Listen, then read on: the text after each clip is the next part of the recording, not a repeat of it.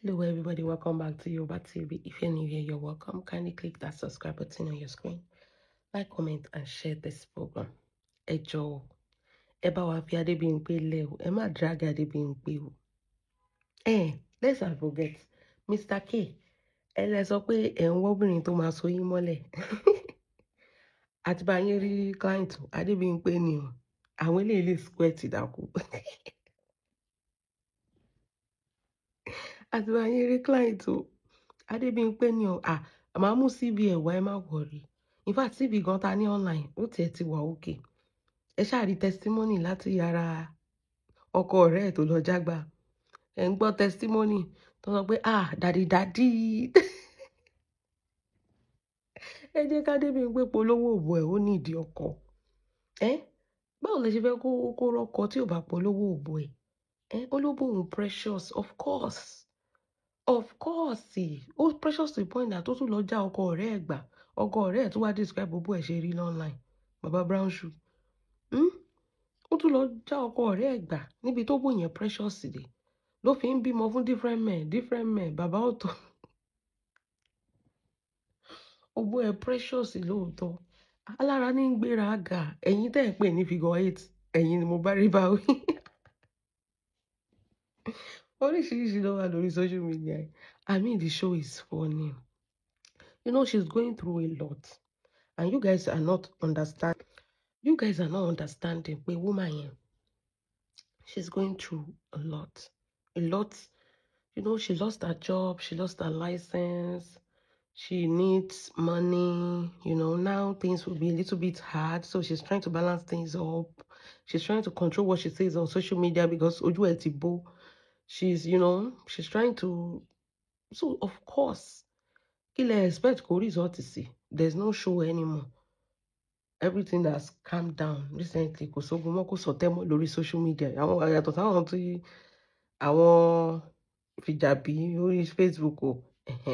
Àwọn yẹn nìkan ló máa ń rí issue everyday. But yàtọ̀ sí yẹn, Adébímpé needs money. Àwọn promises tí àwọn apá abẹ̀yẹn dẹ̀ ti ṣe fún. Nísìnyí tán dẹ̀ ti kúrò l'Ékòó. Ọlájí Race Cottage. Ọlọ́run woman yẹn tó bá sọ pé èèyàn ta ló fẹ́ òjò ní orí social media, woman yẹn ni. Ó yẹ kó jáde báyìí, kò tẹ̀ yẹ kó pe orúkọ ẹ̀ kó tó jáde. Ṣé mọ̀ kí èèyàn kan máa ṣe lásán? Woman yẹn ni Ọlájí Race Cottage. Báwo lẹ ṣe máa bú Lizzy? Lizzy tó ti promise mi ní ilẹ̀ nínú Ọlájí Race Cottage. Wọ́n ti kúrò l'Ékòó. Bóyá nu Zuma Rock náà tó ti máa promise yín. Gbogbo promise tán tẹ́ ti promise yín láti jọ ẹ̀. Mọ́mì, èwo náà ti wá mú ṣẹ̀gàn báyìí? I mean, èmi kàn bá yín kà ní pé a tún ti fẹ́ wọ 2026 o. Ó máa bá wa láyọ̀ àti àlàáfíà pẹ̀lú ògo Ọlọ́run. But with all due respect, by now ó yẹ kẹ́tẹ́ ti kọ́ bí estimate ẹ̀. Kẹ́tẹ́ kọ́ bí mansion mẹ́ta. I'm telling you, kẹ́yìn náà ti ní bí mọ́ọ̀lù bí 5. Torí ọmọ yín sìn wọ́n tún sọ pé 1/3 of ata tó ń jẹ l'Ékòó. Ọmọ yín ló sọ pé ọmọ yín nìkan ló lówó ní gbogbo Èkó yẹn. Tẹ́ ẹ̀ bá tẹ ní gold. Tí Esabod bá bú mi pé mi ní gold. Ọmọ mi Lizzy ṣáà ní gold. Lizzy ò ṣáà ń gbọ́ o. Tí n bá tẹ láṣọ.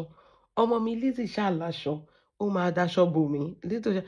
Kí lẹ ti ẹni sùúrù ẹ jẹ́ àti ẹ̀gbẹ́ ẹ jẹ́ àbáyín kí calculations kí lẹ ti gain láti jọ ẹ̀. Because àgùntàn paṣọ èṣì dá. Kí lẹ tẹ̀ ti gain. Instead of that ẹ̀ ń lose sí ni. Ọmọ yẹn ò dẹ̀ rán yín. Ọmọ yẹn ò rán yín. So onísìn ẹ jọ̀ọ́ kí lẹ fẹ́ kí mọ́mì ṣe? Ẹ jẹ́ kí mọ́mì polówó òbò ẹ̀. Àbí ó ní òbò ń precious, ó unique, ó ṣe kínní òbò tó ọmọ mélòó. Á ti tó ọmọ mélòó tó ti jáde pẹ̀lú baby daddy mélòó ló ti gbàbẹ̀ kọjá náà. Òbò yẹn dẹ̀ precious over 50 something almost 60. Àbí ẹ mọ̀ pé the older the berry, the sweeter it become. Mr. K, mo ti bá yín rí client o. Àwọn tó máa so yín mọ́lẹ̀ lélẹ́yìí o. Mr. K, àwọn tó máa so yín mọ́lẹ̀, mo ti bá yín rí client o.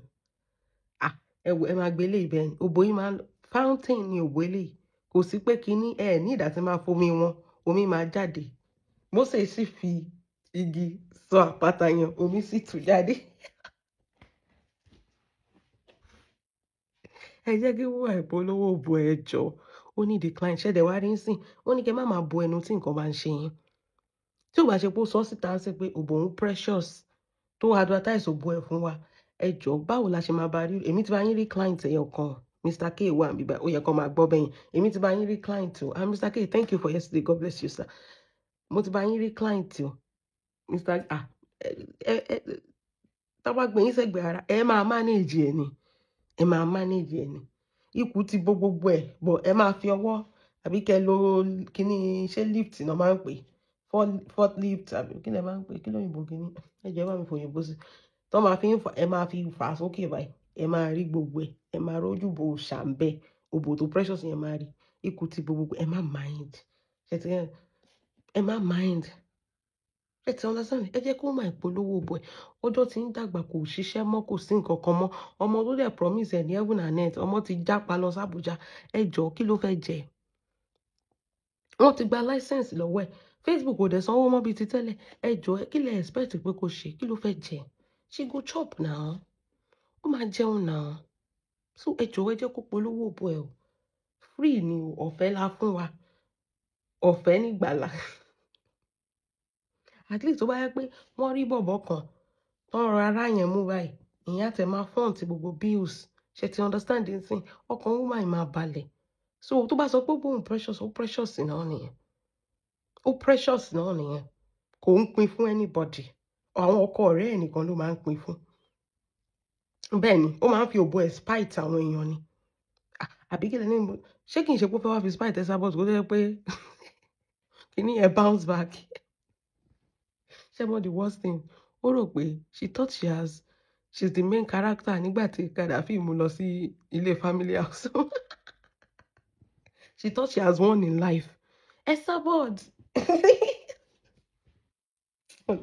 ó wà yàn náà ó ti ṣe eré Esabod ilé family house ọkọ mi ni mo wà èèyàn tí ò tí kòrùka sí wọn lọ́wọ́ tẹ̀tí ń dìgbẹ́ ọkọ ilé family house ọkọ mi ni mo wà yìí wọ́n sọ pé wọn ò fẹ́ rí ẹ ẹ̀yin tẹ́ bá rántí if you don't get it forget about it wọ́n sọ pé wọn ò fẹ́ rí ẹ ilé family house relationship yẹn gan how many months ló last tí máa yẹn ti wá describe pé olóbò yamiyami ni lórí social media how many months tó ń gbọ̀n wélékewéléke ara ẹ̀ tẹ̀ tí wàá balẹ̀ lẹ́nu ọjọ́ mẹ́ta yìí I mean me pitipiti ayé never happen to us me pitipiti ayé never happen to us ara ẹ̀ tẹ̀ tí wàá balẹ̀ lẹ́nu ọjọ́ mẹ́ta yìí dọ̀kásì ti jẹ́ kára ẹ̀ balẹ̀ ìkà lọ́mọ dọ̀kásì ẹni sọ ti gbé jáde ó ti ń gbọ̀n pẹ̀pẹ̀ ẹ̀gbọ̀n pẹ̀pẹ̀ yìí náà ni kò gbọ́n ọmọ kò gbọ́n kò gbọ́n wọn ò bí da lójú ẹ̀wọ̀n rèé na jújú ẹ̀gbọ́n pẹ̀pẹ̀ yìí ni wọ́n ní mo ti sọ fún yín sìn Adébímpé ń wá client èmi ti bá rí ẹyọ kan bí báyìí o àti matchmake wọn from heaven na God design bàbá Òjúmọ̀ Adé ṣe kọrin yẹn so omi lálẹ́ wù omi ń sun jáde nínú ibẹ̀ yẹn ni so ẹ má wọrí nǹkan omi ẹ lè jọ lọ sí patí kómi sun sórí chair ẹ máa faramọ́ orísun omi níbẹ̀ yẹn tó ti yẹ yín ẹ máa faramọ́ ẹ máa package ẹ bẹ́ẹ̀ ẹ dẹ̀ máa ṣe gbogbo pósí tílẹ̀ díẹ̀díẹ̀ àti owó adult diaper èèyàn tó bá gbé wèrè wá ló máa gbé wèrè lọ o ẹ gbọ́dọ̀ máa ra diaper torí orísun omi níbẹ̀ yẹn kò dẹ̀ kí ń gbẹ so ẹ máa ra adult diaper ẹ máa change ẹ bó ṣe ń change na bí ọmọ yẹn ẹ gbọ́dọ̀ máa change ẹ kò sí wàhálà ọ̀pá yẹn ẹ jẹ́ kí woman ẹ jẹ́ kó jayé orí ẹ̀ if she did not advertise like that how is she going to get clients she need it ilé ayé recession inflation ó ti bá gbogbo owó gbogbo èèyàn ló ń kígbe káàkiri ńsìn ẹ jọ̀ọ́ ẹ jẹ́ kó polówó ọjà she need it òun nìkan ni mo mọ̀ tó jẹ́ grandma lórí social media tó jẹ́ pé àwọn ọmọ ẹ̀ ò ṣe nǹkan kan fún òun ara ẹ̀ lọ wọ́n ti dáadáa bùkátẹ́ òun fún ara ẹ̀ ló ń tọ́jú ara ẹ̀ báyìí náà ó yẹ káwọn ọmọ tó máa kó tẹ̀ yẹ kẹ́ máa ṣorí ibú mọ́ òun fún ara ẹ̀ ló ń dánìkan tọ́jú ara ẹ̀ ọlọ́run ṣàánú wa lórí social media yìí ẹ̀yin èèyàn mi bá tún ṣe rí nìyẹn o ẹ lè bá Adébímpé kọ application náà ṣètìgẹ́ mi tiẹ̀ mọ reason tó máa fi òbò ẹwé òbò ṣáídà ṣé kì í ṣe overreaching ni àwọn tó wà lórí Facebook ṣé ẹ̀ tẹ̀ kí n wora yín ni lójú tí ẹ̀ mẹ́rin ń kàn bí ààrẹ sí Saida ni o bíbí Saida tó ń trend ọmọge Saida ọmọdé Bímpé ṣùkùṣùkù pàmpàm tó bá kú bẹ́ẹ̀ mama Adébímpé máa wà alright ẹ jọ̀ọ́ ẹ má gbàgbé kẹ́ bá wa sọ fún ọmọ yín pé gbogbo Ọlájírès cottage tẹ́ máa tẹnu mọ́ yẹn kó bá yín wálẹ̀ ń bẹ ṣe ti understand sí kẹtẹ lè rí nǹkan ṣe tó dàbẹ̀ ní pé ó ti gbàgbé yín kò tẹ̀ dàbẹ̀ pé exist mọ́ ẹ̀yin èèyàn mi kò jẹ́ bó ṣe jẹ́ ẹ̀jẹ̀ mọ́ nǹkan tó bá feel about this video down below. God bless you. Have a wonderful day. TS Kid, I cite you, sir. Ẹ pẹ̀lẹ́, mo rí comment yín. Ẹran tí Tóyìn ìdí ọ̀kan bá dé, ẹ gbọ́dọ̀ sọ.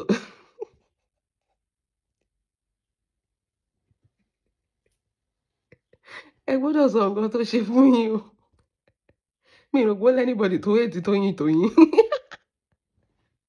TS Kid tún lọ comment, ó tún lọ reply comment under video pé kò ní wọ́n ní àmì kò ní dé láyọ̀ sẹ́yìn.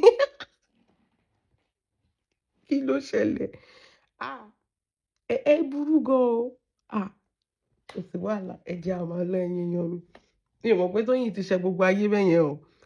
But we wish her well àbí kí la máa ṣe? Ọmọ ẹni ò lè rí burúburú títí ká lè fẹ́kùn pàjẹ́. Kí la máa ṣe? Ẹ jẹ́ búrẹ́. Ẹ wò. Ẹ jẹ́ búrẹ́. Ẹ jẹ́ búrẹ́. Ẹ jọ̀ọ́. Ẹ jẹ́ búrẹ́. Ṣé mọ nǹkan tẹ́mi fi mí ìsẹ̀?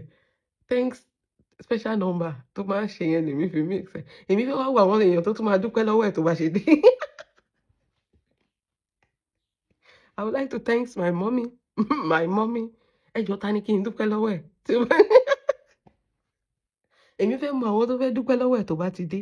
Nǹkan tẹ́mi fẹ́ mọ̀ nìyẹn. That's why I want her to return because you can never disappoint. Ẹ máa gbọ́ láńbá oríṣiríṣi.